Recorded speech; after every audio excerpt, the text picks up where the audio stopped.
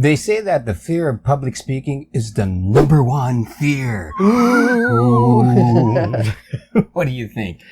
Well, they say that most people would rather be in the coffin than being on the microphone and giving the eulogy. Is it true? Let's talk about it.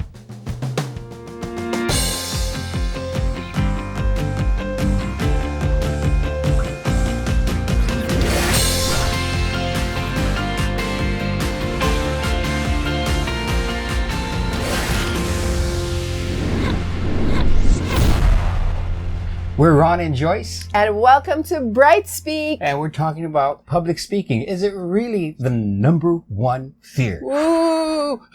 Really? What do you think? I would say that it would be. I mean, you read it all the time. All the time. You hear about it all the time. But you know what?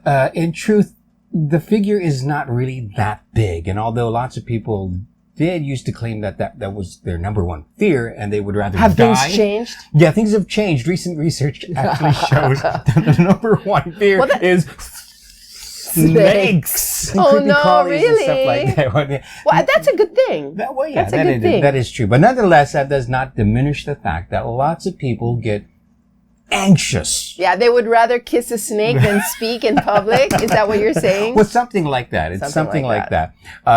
And it's not just speaking per se, but I think it's being set in front of the public and having There's that fear of rejection, making mistakes, or looking being like laughed a fool. at. In other words, social anxiety, and that is actually in research one of the biggest fears that people have: social anxiety, dealing with other people. I guess that suggests that being afraid of public speaking or getting up in front of people and speaking is just a segment of social anxiety. Yes.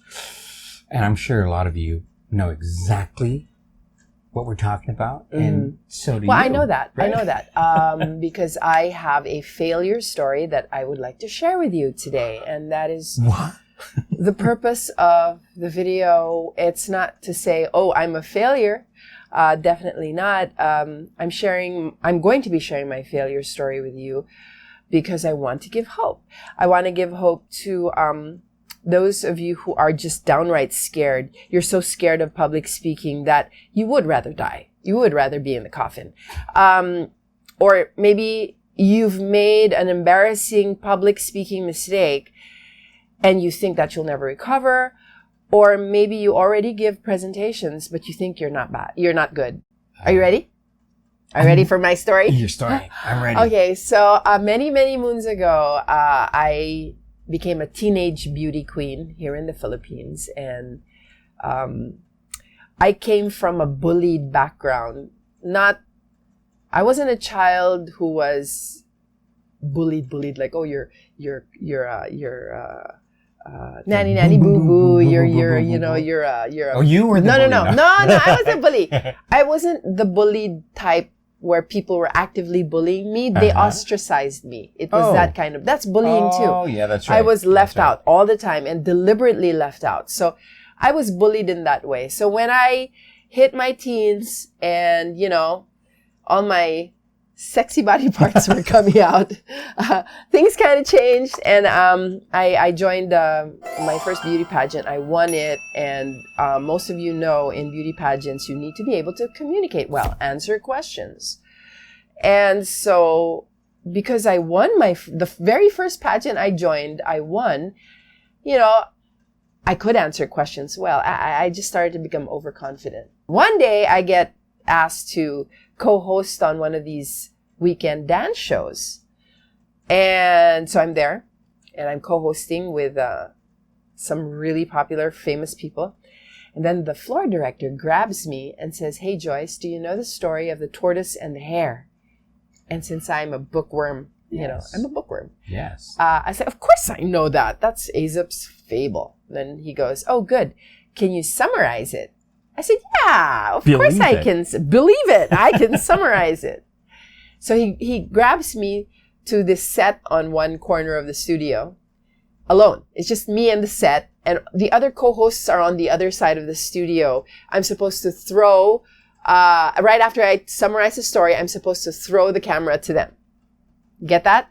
Okay, so there I am standing, and there's a commercial that's playing, and there's a countdown that's going on, and you know, floor directors, they have their hand up in the air, and when they do this, that means you go. You gotta go and start. Your turn. As the seconds were counting down to the like that, seconds are counting down. You know, I was standing there reviewing in my head, like, what happened? What was the story again? Oh no, I can't remember the story. Oh my goodness, I can't remember the story. What am I going to say? What am I going to say? What am I going to say? And so 5, 4, 3, 2, 1.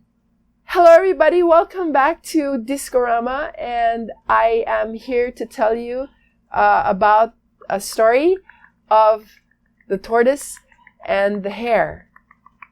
And that was it.